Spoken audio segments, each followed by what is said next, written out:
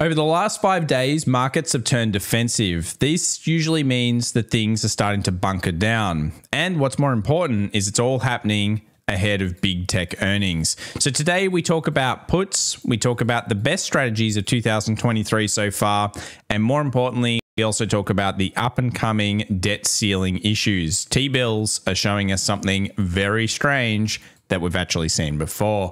Let's get into all of the data and the macro right now. We're going to talk stocks, commodities, and cryptos coming your way. See you soon.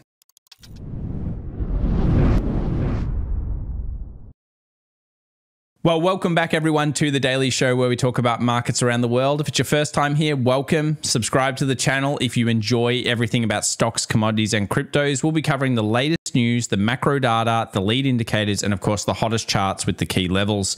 But let's get into the first story, which is all about debt ceiling jitters. And we'll just go over here whether we should be concerned. So I remember in 2011 when we were trading the markets, this ended up causing a bit of a stir. But as we know since then, basically it's very unlikely that any catastrophic debt default will happen. And what generally happens though is one interesting factor, which is to do with money market funds. They tend to really not like risks. So they usually stack the 1 month bill, which they're doing at the moment, and they tend to avoid anything that's around the debt ceiling problems just to avoid late payments and other things that can happen. So we're seeing a huge expansion between the spreads between the 1 month and the 3 month bills. So basically this is very similar, and actually it's, I believe, the widest it's ever been since 2001. And it can present opportunities for people that are willing to take those risks. Obviously, money market funds are not. There's a lot of cash on the sidelines for this, and of course, it's led into a few other things as well. But in general, I think we can all probably agree that there will be a debt ceiling hike. They will do it. It will take probably a little bit of time, and I'm sure there'll be some type of stopgap. Is it going to cause the markets to fall like last time? Maybe a little bit, but I think that the markets are pretty sure that this will be risen, and it's more of a storyline than anything else. Anyway, we'll see what happens there, and we'll continue to cover the story if necessary. Let's move over now, though, to the markets and actually talk about some of the key things we need to be really looking at right here, right now, before earnings markets come out. Of course, Microsoft, Google, and others are coming. We've got the implied volatility of the options market coming up in today's show a little bit later on. So let's discuss smart money versus dumb money. No changes here. We've got the market basically at the highs. We know that dumb money has been purchasing more in this little tight range, and smart money's been selling a little bit into that. And it'll show you maybe some complacency storylines as we refresh all of these things. Fear and greed index is still sitting around that 60 level to 64, so it's still on the greed side, and we know that of course people are still a little bit too optimistic maybe with the risks that are starting to come into the market. But let's talk about two of those risks. So the first one is the put index. Now this is basically where we track all of the sold premium every single day, and we go, okay, has 2023 been an amazing time to sell puts? Well, even with the decrease in overall volatility, they've basically just been winning and winning and winning. And in fact, this has been one of the best returns into mid-April of a year since 1999. Now, we all know what happened in 1999, max complacency, bad things. So this just shows us that basically taking on the side of the options rider has been the best course of action in 2023. It's had one of its best returns ever from that period of time. But when this happens, we need to think about being a little bit, maybe more cautious. Complacency grows the worst things in life in terms of you end up getting caught, and no one wants to be caught in the stock market not knowing what's coming up next. If we think about sector rotation, which we'll look at later, I shared this over on our Twitter, follow at FX Evolution, links in the description down below, and you'll notice the top 3 best performing sectors over the last 5 days are staples, utilities, and healthcare. Now, these are all synonymous with defensive style markets. So let's take a look at some stats now that can maybe back this up for us all a little bit in terms of being a little cautious here into this earnings season. Now, it doesn't matter, remember, as a trader or an investor to miss out on a little bit. You just want to be able to find yourself the highest probability positions, and then of course, risk accordingly into those. So let's look at breadth. We've discussed this a few times. We looked at 200-day breadth. Let's have a look at 50-day breadth. So we know that markets are basically flatlining at the top. though less companies are coming with this rally. And we've really shown you this using the Russell 3000 over the last couple of sessions when we've done these videos. Here's the 200-day. Again, similar market heights. Overall, less companies coming with it. It's basically all driven by big tech. Now, when we tend to get these readings, which are not uncommon, we get these readings quite a lot, we tend to have one thing in common though, and that is lackluster performance over the next 6 months. Notice here when we go through 307 signals, all the way back to the 1920s. So this is a long, long time. And we end up driving home the idea that the average 6-month return is kind of in line with the market, not an exceptional return. Now, most of you are used to huge moves at the moment in markets. Obviously, 4% can be done in a few days, let alone 6 months. But what this does show us that especially leading into the first 2-month period, there's not a lot going on with the positive side. And even though markets were 60% bullish over this period, we end up having actually more downside risk than upside risk over all of the stats. If we keep driving in the stats, you can see here there's even more readings. This is from 63 signals, taking a little bit out of it. And you notice again, the average returns over even the 12-month period are actually substandard. And this is taking from 2008 onwards. So basically, these are the reads with the current monetary policy when we've seen similar scenarios. Let's now talk about a few other things. So the first thing I wanted to bring up was, of course, sentiment votes. So this is something where we can kind of see complacency coming into the retail herd. That's you and I. You know, we are retail herd. So we want to know if we think something and therefore we can be a bit more cautious. Unfortunately, what often the retail traders think, if it's too much, that is, there's too much greed in the markets, often their complacency is set in, bad things are about to occur. And if we see that from a technical side with the change of trend, then of course you'll want to be taking advantage of that. It's often doing what others aren't doing, but it's more important to do them at the critical points. It's not really about doing it when it starts. It's more, are we at a very, very, very critical area? And it's all what it's all really about.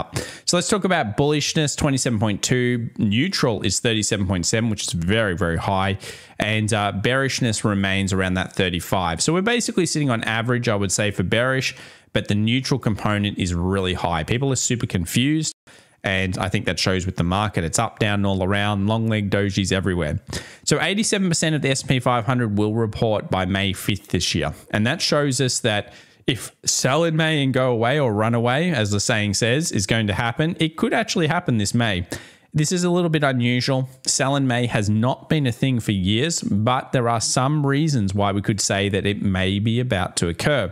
And the first one is, of course, going to be big tech earnings going bad, but it's also going to be the Federal Reserve. So you can see on this chart, basically the Federal Reserve is still tapering. All of their support that came in to save Silicon Valley Bank and help the Credit Suisse saga and all of those regional banks in general, we're now starting to go back to tapering it off. And here is my custom indicator that shows you we made a new lower low. Now, as of today, it's basically around here.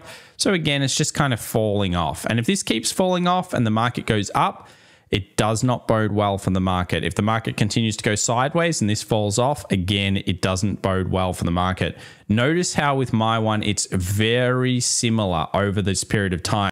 Little wonder why the market's been kangarooing up and down through 4,000. So I do believe following the money trail is going to be one of the most important things, as this market is basically ruled by the Federal Reserve and the coffers at this stage. Now, I think we all know that. However, we just need to always be aware of those things, especially when we're trading big tech. Let's move over to where we think we are in the markets right now. So we've seen the curve steepening. That's kind of now turned around. We've seen credit tightening begin, and we know that at some point a Fed cut will come up. So most people believe there's a 25 basis point Fed hike coming. Some people do believe that's maybe a bit of a lie.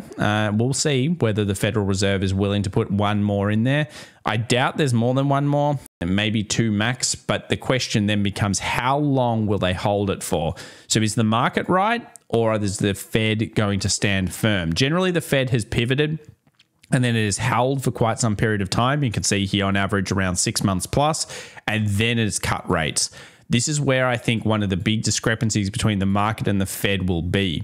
And we know that bad things are most likely going to happen for the US GDP moving forward, and that's just inevitable. Look, the Federal Reserve doesn't come out and say, hey, we're going to have a mild recession, guys, for no reason. They've come to that conclusion. And realistically, the stock market or the bonds market came to that conclusion well over 8-9 months ago when we saw yields massively inverting. So lagging Fed hike impacts and now become lagging Fed hike impacts plus tighter credit conditions. So theoretically, if we're going to see a recession, it's been brought forward, and it may even be this year in 2023. Let's move over to money market fund assets. We know that we usually have not seen markets actually bottom off until money market funds start to turn. That is, the big money starts to go back into the market. That is not what we're seeing currently, and we will be tracing this. So make sure to follow the channel, subscribe to this channel, because this is, again, another one we want to be watching. Where is the big money? You know, we want to follow the whales. Let's face it. In crypto, they coin it whales. We'll call it the biggest players in the world. We want to know what they're doing. And if we can find inklings of what they're doing, it helps us to build a storyline that can be better for an investor. Now, for a trader, you're kind of just like, oh, well, it doesn't really matter too much. I'm just going to trade what we see on the charts. Fair enough. We do that here on the show as well. But as an investor, it's very important to see those switches in those funds. When that occurs, it's a big deal. And you might say, well, in 2020, they missed it. Yeah, they did. A lot of them didn't get in till September's drop. So September's drop gave them the opportunity because it was such a fast money market. But still, they made great money on the way up. So remember, that's when it really did switch. So is good earnings coming? Well, so far it's been a bit lackluster. I'll see if I can get a beat versus losses. So that's beats and misses, and we'll get that number up. We usually do it every single earnings season, so we'll find out what's going on there. But basically, it's the 14th best run-in we've ever seen since the 1950s. And when we get a good run-in, the data stats aren't that favorable towards what happens in the market next, especially if it happens on a Q1 with complacency. Look at these stats. They're terrible. 22%. I mean, that's very bad. And actually, it's kind of played out so far. And then we move into 56% of the time, only 0.5, 2 weeks later, and a month and 2 months and 3 months and 6 months later. I mean, it's very bad considering the market is usually statistically 68% bullish plus on just the dailies, let alone over a period of time. You know, markets are inherently bullish. So if they're not bullish on stats, you're like, ooh, what's going on here? That's for sure. Let's move over here to the big earnings. So we've got some nice big companies coming out before, but you'll notice the implied volatility of the market, which is excellent about this chart here from Earnings Watcher. That is not showing huge moves. Where the big moves will be is big tech, in particular Meta, Amazon, Intel. But of course, we've got Google and Microsoft kicking things off, two massive staples of the market, two of the big risers. Of course, Microsoft really leading as well in this current market movement, and Meta as well. Will it live up to these new stock prices? I mean, it's had one of the better returns in a while. If we actually look at all the implied vols, there's a clear kind of risk kind of number of stocks over here. If you like lots of movement, they're the ones that are expected to have it. If you like a little bit less movement, the middle of the crowd. If you like very little movement generally, then you're looking at these more defensive companies, Coke, McDonald's, etc. See how they go. So I mentioned at the start, defensives have been rotated into. So yes, the last 5 days, we've seen staples, utilities, healthcare, all get big rotation into them. We've also seen copper fall off, and this is driving metals down. So it's been probably our trade of the last couple of days. Copper. I've said it since January. It fell off. It's taken iron ore stocks with it as well. And this is kind of maybe the beginning of the signs of a cracking economy. If copper actually gets roasted, that is, it falls heavily, which we'll look at later on. It's called Dr. Copper for a reason. Generally, it means the world health is bad, and it's probably saying, okay, well, maybe the market's going to start reacting to some kind of recessionary discussion. Let's move over to the last 24 hours. You can see here decent moves by the defensives holding up, and a little bit of a pickup in some of the most sold sectors, including metals. So that's what happened over the last 24 hours. All right, well, let's get into the charts and start off here with put right. So this is actually just the code put, and basically it's just writing puts each day and seeing whether it's a good strategy or not. And you'll notice that during, periods of complacency, markets go very, very well. And then all of a sudden it doesn't go so good. And you can see some of these huge spikes to catch people out that have occurred over time. So will it be another bit of a spike here with a bit of a flash? It's definitely showing complacency. One of the best returns, as we said, before 1999. If we scroll over to 1999, which is over here, you can see that all of a sudden it just went bloop, and there's a couple of little hits to the puts around these times as well. So again, it could be that we've just got some complacency that's in the markets, and this particular index is showing us that. It's just another little sign, like the VIX would be, of a non-fearful market. And if we go over to the VIX, we know that only a week ago it hit our lowest point since January of 2022. When all of this new crash stuff started, we basically got rid of the fear. So the fear is low, the complacency is there, and the breadth is terrible, which is shown by this Russell 3000. 98% of all the market constituents. Basically, you can see here, similar highs almost, very low amount of stocks coming up with it. Let's now talk about some of the opportunities in the markets right now. So the first one has got to be treasuries. You know, treasuries did that little island reversal. They had a great session. And if treasuries keep rising, which seems to be possible, this is, of course, the overall TLT treasuries, we can see here that this could be an island reversal leading into some nice gains in treasuries. And I'd like to see that, but that probably means that yields will continue to fall down. So let's take a look at some other things here. We've got high yield bonds, junk bonds. They're going up a little bit. Now, traditionally, these will dump with markets. So if markets are feeling scared, we should see high yield junk bonds also go down. We might do a special report on high junks if you're interested in the comments, because they are actually showing some positive signs, even though, you know, they've been one of the best indicators of 22 to do with markets going down. So if we think about it, when high junks really got dumped and the market was dumping, that was showing true fear coming in. Right now in 2023, we just don't have that type of fear from the junk market just yet. Let's move over to the US 2-year. You can see it dropping off a little bit here. US 10-year also declining. If US 10-year gets underneath 3.32, that's going to be important. We know we've got alerts set there. We'll talk about it should it happen. But at this stage, it's just declining. That's all it's really doing. So nothing new coming out of the yields. Let's move over to copper. Now, this is the big one. Copper actually made a new low. So you can see here, it made a new low underneath the days. It's had quite a lot of shorts. We're looking for this, though, now, which is that 3.9245 to be taken. So that would be a high, a low, a higher high, and then we're getting basically a lower low. Now, we tested into these supplies and we found that rejection. And this rejection has just led to weaker copper. And of course, copper can be a good driver of bad things coming. And if we think about what happened, especially over here, remember what happened in 2020. Look at what copper did the first 2 weeks. The stock market was like this. It's all great. Everything's great. And then all of a sudden it became real, and you can see copper got dived, and then the recovery was just so quick. So when copper's going super bullish, you can feel a lot better about markets. But if this fails, especially if it gets underneath 3.81 again, and then we get through to 3.72, most likely copper will be in a pretty fully fledged downtrend. And we've really discussed this since January. It's what's kind of made us cautious on markets. We have to be cautious because we know there's probably a recession coming because they're talking about it. That's an overused word, but what it really means is a slowdown potentially worldwide. Let's move over here to the dollar index. So we know the dollar index came back to the golden pocket. It found some buys, at least initially. There was a little ascending triangle kind of forming here, then it dumped through, bought back, sold off. Pretty hard on the dollar at the moment. You know, on the weekly, you're getting signals that are telling you it's bad due to it falling underneath this level here and the closures underneath. On the daily, you're getting some signs of life, being the fact that the markets were actually able to kind of do some changes, but we still are making a series of lower peaks. So here's those lower highs or peaks on the way down, and we can't really say that this is in an uptrend yet or it has switched trends. So this is a point where I could see buyers coming in. We also thought there'd be some buyers there. Obviously, that didn't end up blowing through this level, so we didn't get up here. But yes, I think day traders and scalpers will be pretty clearly looking at this zone.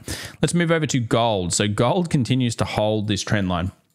So basically gold loves the trend line and it's holding it, and it's come up to that most highly traded zone. So you can see here we've got a lot of closed levels as well. I suspect there are bears around that zone. So if we do have respect from the bears, they're going to want to sell in around this area. So maybe we get one more spike into London, we'll find out. But yeah, gold is coming up to pretty critical sell zone. We used it before. It's become pretty obvious, which is not really ideal when you're looking at sells. But yeah, we're coming back up to that sell zone.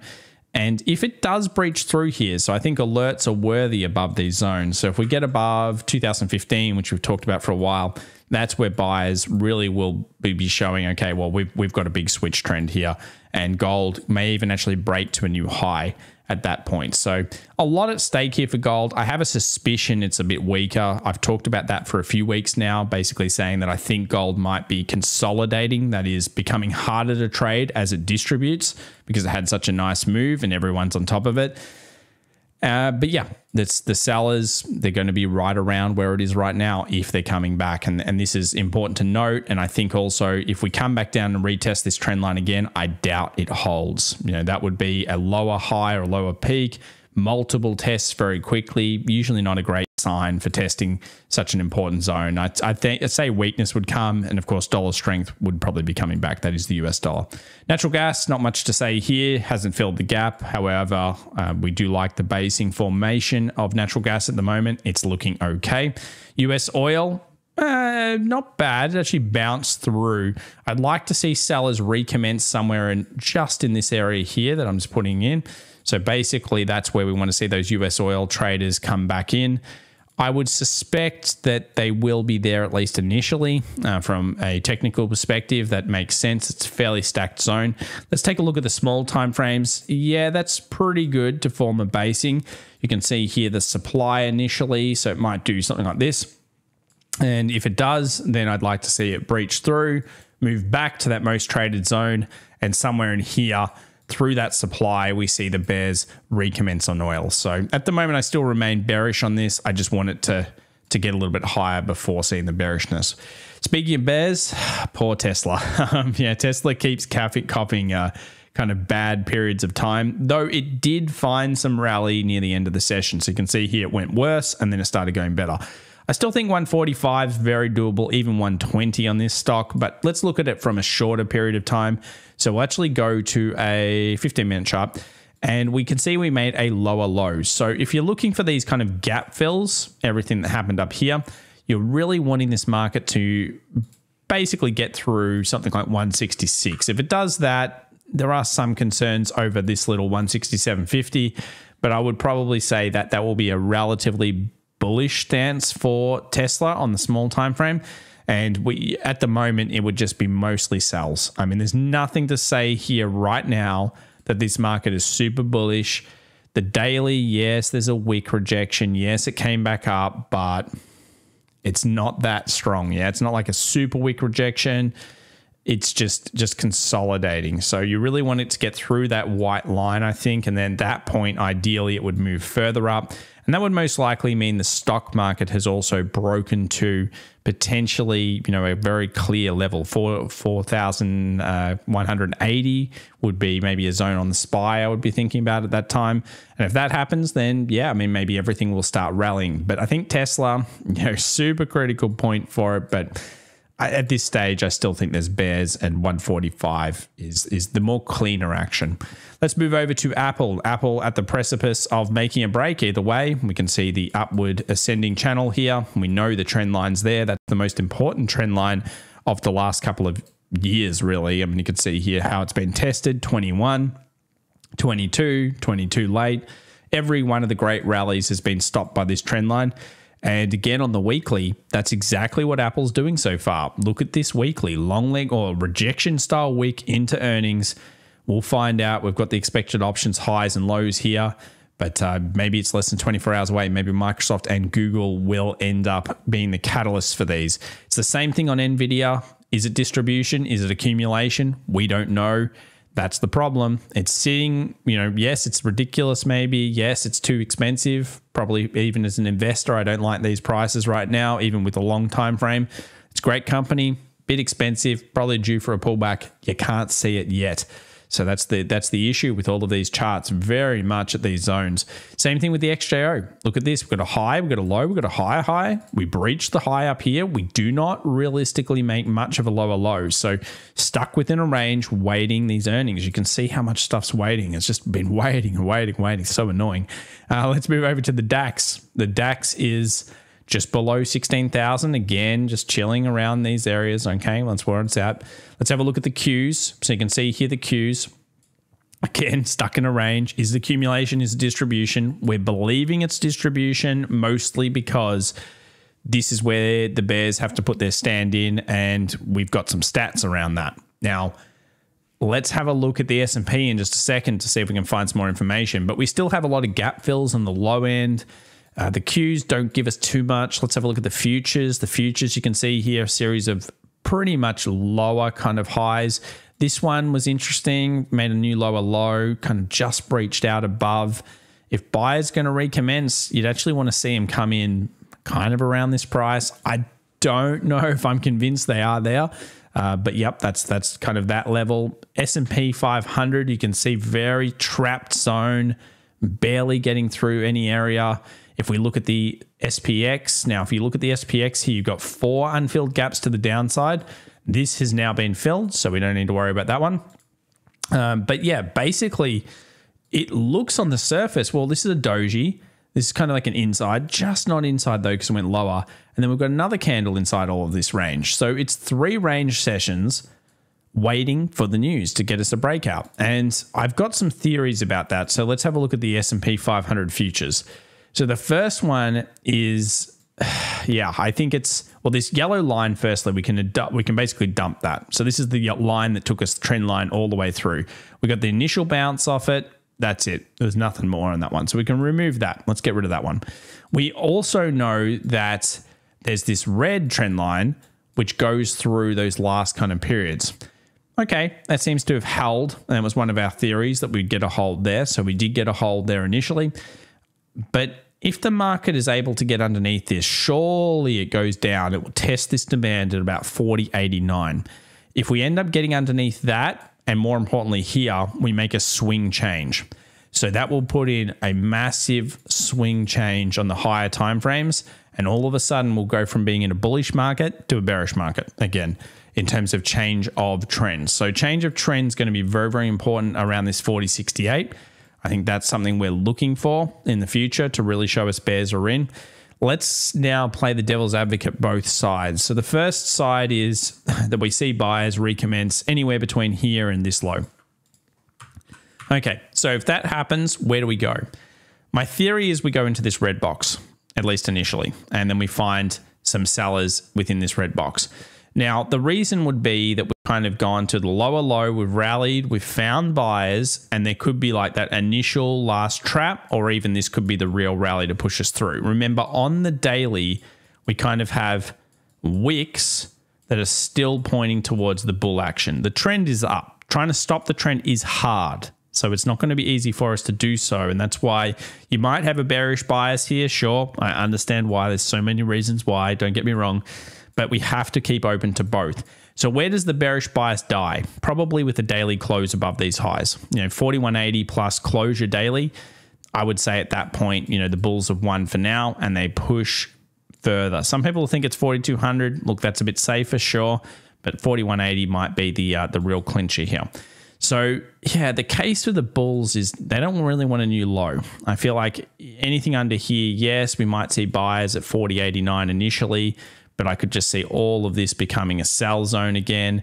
There's a huge amount of trade that's gone through this area. So we know that a lot of trade's gone through where it is right now. Is that bullish or bearish trade? I don't know. We can't tell that until we get the direction, usually when we react to it. So something like this would be sweet. And that would then enable us to probably get that change of trend. So at the moment, the devil's advocate is if buyers are going to commence, they need to commence basically in the next 20, 30 points. And that 20, 30 points would then push up into here. We'll see whether the sellers can actually push down. If they can't and we get above, well, happy days for the bulls. For the bears, all you really want to see is everything underneath here defended and markets to then push underneath 40.68. If that happens, we should move towards filling the other gaps, and I'll give you the other gap numbers. So here are the gap numbers: 40.51, 40.27, and 39.69 with the most traded zone at 4K. So the most interesting thing for bears is going to be that switch there. And if that happens, then we can talk about, some bearish action. We're not going to bother with options this week because I don't think, other than the expected options moves, we're going to get that max paying kind of concept. So we'll move over here to Bitcoin. Has it telling us anything? Well, Bitcoin fell straight through this demand, which I did expect buyers to be at. Then it's come back up to our area and it's tested it. It's found sellers. So because it's found sellers, is this the beginning of further weakness for Bitcoin? If Bitcoin gets through this 26 kind of 6 level, that really switches trend for Bitcoin to the downside, at least on 2 hour, 4 hour, probably daily timeframes. That'd be the first time it switched down in a long, long time. So Bitcoin, we knew this was critical. Absolutely it was. Beautiful trading, guys. If you got it up there, it's certainly in one of the key levels. But the current reaction here has been negative. If you're bullish on Bitcoin, what you're really wanting is probably still above 28,371, but also you could now bring that down here. And if you manage to close above this price, then you could actually make a case that, okay, yes, now we're going to rally and we're going to move back up into here and then maybe find sellers again. So there's always a bullish and a bearish case. You just have to look for your triggers. Remember, it's about having patience to react and not necessarily predict. Have the chess plans in place. And I hope today's video has helped you a little bit with that. For the news ahead for the week, there's not too much coming out other than the big earnings, which we know of. So yeah, we just basically scroll around. You can see here we've got unemployment claims, GDP Thursday, 8:30 a.m. New York time. Then we scroll down further and we've got core PCE price index at 8:30 a.m. on Friday. And yeah, that's the main stuff. If you enjoyed today's video, thanks so much for being a member of the community. Make sure to subscribe, smash that like button, and also follow us on some of the other socials. It does help us out. And of course, I always appreciate it very much. And I love to see you on the other platforms as well and interact with all of you guys. Thanks so much, everybody. We'll see you in the next one. Bye for now.